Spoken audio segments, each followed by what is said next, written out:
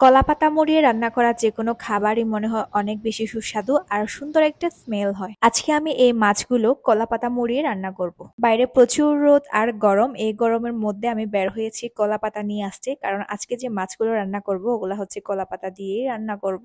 এই যে এই ফুল গাছটাকে দেখতে পাচ্ছেন, এই ফুল গাছের ফুলগুলোকে আপনারা কি ফুল বলেন? আমি কিন্তু এই ফুলগুলোকে মাইক ফুল বলি। দেখতে একদম মাইকের মতো, তাই একদম ছোট থেকেই হচ্ছে এই ফুলগুলোকে মাইক ফুল হিসেবেই চিনি। আর ফুল পেলে কানে গোজানো হচ্ছে আমার অভ্যাস। তো এই যে আমি হচ্ছে কলা গাছের এখানে এসে গেছি। কলা পাতা মরিয়ে যে কোনো কিছু রান্না করার সময় কচি কলা পাতা হলেই বেটার হয়, কিন্তু এই কলা গাছে শুধুমাত্র একটা কচি কলা পাতা ছাড়া আর কোনো কচি কলা পাতাই দেখতে পাচ্ছি না, তাই আমি যেগুলা পেয়েছি ওগুলাই নিচ্ছি। কোনো মতে আমি 2টা কলা পাতা পেলাম, আর আমার যতটুক লাগবে ততটুক নিয়ে হচ্ছে আমি বাসায় চলে আসি। আর এই কলা পাতাগুলো ভালো মতো ধুয়ে চুলার আগুনে গরম সেক দিতে হবে, অথবা হচ্ছে রোদে দিতে হবে। এটা করলে কলা পাতা নরম হয়ে যায় আর মুড়ানোর সময় ফেটে যাওয়ার পসিবিলিটি কম থাকে। কলা পাতাগুলো আগুনে সেক দেওয়ার পরে আমি রান্না করার জন্য এই যে এই মাছগুলো নিয়েছি। আমরা এই মাছগুলোকে হচ্ছে উলুগো মাছ বলি, তবে বাংলা ভাষায় এগুলোকে কি শুটকি বলা হয় আমি জানি না। আপনারা যদি জেনে থাকেন অথবা হচ্ছে খেয়ে থাকেন আমাকে অবশ্যই কমেন্ট করে জানাবেন।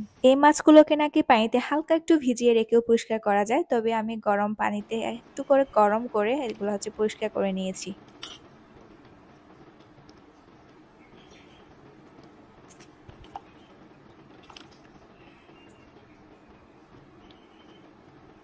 মাছগুলো গরম পানিতে দেওয়ার ফলে হালকা একটু ভেঙে যাচ্ছে, তাই আপনারা যদি কোনো সময় এটা খেতে চান রান্না করে, তাহলে হচ্ছে আপনারা নর্মাল পানিতে রেখে পরিষ্কার করে নেবেন। আমরা চাকমারা কলা পাতা মুড়িয়ে যে খাবারই রান্না করি না কেন, সেই খাবারটাকে হচ্ছে আমরা হেবাং বলি। যেমন হচ্ছে কলা পাতা দিয়ে মাছ রান্না করলে মাছ হেবাং, শুটকি রান্না করলে শুটকি হেবাং। আর এই হেবাংটা করার সময় আমরা সবগুলো উপাদান একসঙ্গে মিক্স করি, যেমন হচ্ছে লবণ, হলুদ, মরিচ, পেঁয়াজ, তারপর হচ্ছে তেল, সবগুলো একসাথে মিক্স করে হেবাং করে থাকি। আর এই হেবাং রান্নায় আমরা সচরাচর মাটির চুলোয় কয়লার তাপে হচ্ছে রান্না করি, তো আজকে যেহেতু আমার মাটির চুলো আর কয়লা কোনোটাই নেই, তো আজকে আমি রাইস কুকারে বসিয়ে হচ্ছে এটা ভাপিয়ে রান্না করব।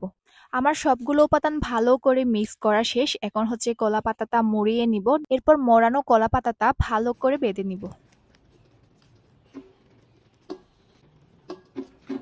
এই যে একদমই কমপ্লিট। আমি এখন হচ্ছে রাইস কুকারে বসিয়ে দিলাম, আর বসিয়ে দেওয়ার পরে প্রায় মনে হয় 40 মিনিট রেখে দিয়েছি। সেই ফাঁকে আমি গোসল টোসল করে ফ্রেশ হয়ে নিয়েছি। দেন হচ্ছে গোসল করার পরে এই যে আমার এটা হয়ে গিয়েছে মনে হয়, তো উল্টিয়ে দেখলাম হয়ে গিয়েছে। কলা পাতাটা যখন খুলে দেখছিলাম তখন সুন্দর একটা স্মেল বের হচ্ছিল। কলা পাতা দিয়ে এভাবে হেবাং করলে কি যে সুন্দর একটা ঘ্রাণ বের হয়, যেটা পেলে অলরেডি খিদা চলে আসে। তো আমার এই মাছের হেবাংটা হওয়ার পরে গরম গরম ভাতের সাথে গরম গরম মাছ হেবাং দিয়ে ভাত খেতে বসে গেলাম। আর টেস্টটা তো বরাবরের মতো খুবই অসাধারণ। তাহলে আজকের এই ভিডিওটা এই পর্যন্তই। আপনারা সবাই ভালো থাকবেন। দেখা হবে নতুন আরেকটা ভিডিও নিয়ে। সেই পর্যন্ত বাই বাই।